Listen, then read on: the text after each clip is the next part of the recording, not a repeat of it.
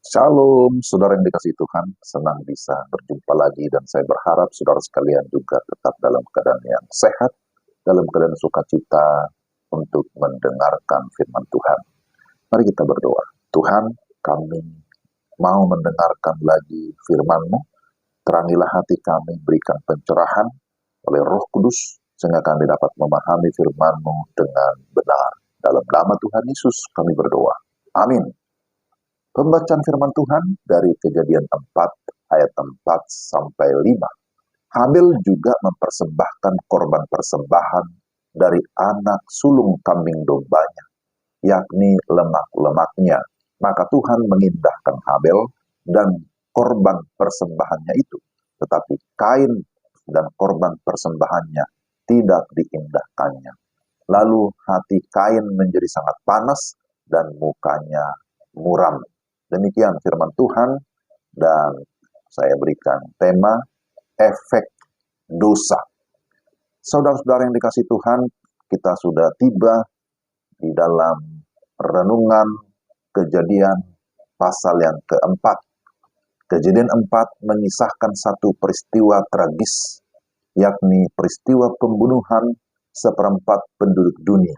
Ya, karena pada saat itu penduduk dunia baru 4 orang. Kain membunuh Habil, adiknya sendiri. Dan hal itu tentu merupakan efek atau buah dosa. Dosa yang tidak diselesaikan segera akan membuahkan dosa-dosa yang lain. Saudara-saudara, iblis adalah penipu ulung yang mencari mangsa yang dapat ditelannya. Ia menggunakan Hawa untuk mencobai Adam, lalu kemudian memakai Kain untuk membunuh Habel. Begitu runtutannya, Kejadian 3 sampai Kejadian 4. Inilah wujud awal dari 2 benih keturunan yang disampaikan dalam Kejadian 3 ayat 15, bahwa akan ada permusuhan antara keturunan ular atau iblis dan keturunan perempuan. Kain disebut sebagai anak iblis dan Habel itu sebagai anak Allah.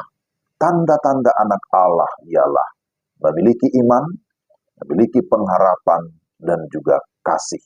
Sementara keturunan ular atau iblis memiliki ciri sebagai berikut. Yang pertama, ketidakpercayaan atau tidak beriman. Ketika Kain membawa korban persembahan dari hasil tani yang diperolehnya, dia tidak mempersembahkannya dengan iman yang sungguh-sungguh untuk menyenangkan Tuhan. Sehingga ayat 4 menyatakan bahwa Tuhan menolak persembahan Kain. Yang kedua, kebencian.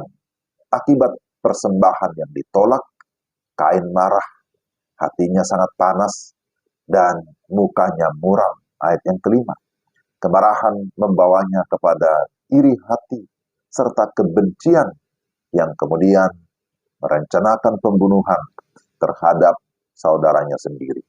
Ini adalah hal yang sangat menyedihkan, sangat mengenaskan, sangat tragis.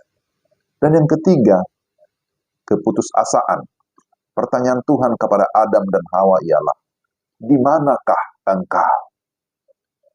Di dalam Kejadian pasal 4, Tuhan juga bertanya kepada Kain, di manakah Habil adikmu? Jawaban Kain adalah, aku tidak tahu. Apakah aku penjaga adikku? Ini adalah sebuah pengelakan tanggung jawab. Kain berusaha menutupi dosanya, tetapi bau busuk tidak pernah bisa ditutupi. Tuhan Maha Tahu dan melihat semua peristiwa yang terjadi. Akibatnya bahwa Kain berada dalam situasi keputusasaan, kehilangan pengharapan. Dia menjadi seorang pengembara atau pelarian tanpa tujuan. Kain terusir atau terbuang dari tanah atau tempat yang pernah diberikan kepadanya. Saudara-saudara yang dikasihi Tuhan, kita dapat belajar dari Kejadian 4 bahwa dosa itu sesuatu yang sangat serius dan efeknya sangat besar, sangat mematikan. Kematian memang pasti akan kita hadapi, tetapi kalaupun suatu saat kita mati, hendaklah kita mati dalam iman kepada Tuhan, tidak mati di dalam dosa. Habel dicatat sebagai tokoh iman, karena iman dia mempersembahkan yang terbaik. Tetapi Kain tidak menjadi saksi iman.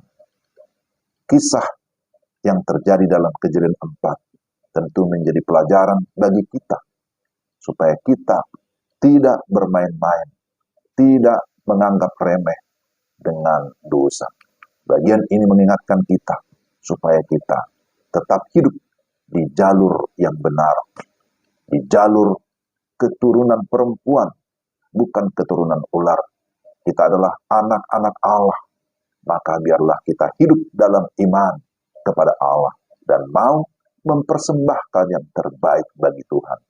Khususnya kita hidup, menyerahkan hidup kepada Tuhan, mempersembahkan tubuh kita sebagai persembahan yang hidup, yang kudus dan yang berkenan kepada Allah. Karena Alkitab berkata, khususnya dalam Roma 12 ayat 1, itu adalah ibadah yang sejati. Ingatlah, saudara, dosa itu mematikan. Maka jangan pernah kompromi dengan dosa apapun. Amin. Mari kita berdoa. Tuhan, terima kasih untuk renungan hari ini. Kami sungguh-sungguh bersyukur firman-Mu mengingatkan kami tentang seriusnya dosa. Bahwa dosa itu sesuatu yang mengerikan, yang mematikan. Maka tolonglah kami supaya kami sungguh-sungguh di dalam pertobatan dan penyerahan kepada pimpinan Tuhan. Supaya Tuhan mendapati kami dalam jalur yang benar, dalam iman yang benar, yang hanya tertuju kepada Allah yang hidup, yang kami kenal di dalam dan melalui Yesus Kristus sebagai Tuhan dan Juru Selamat kami.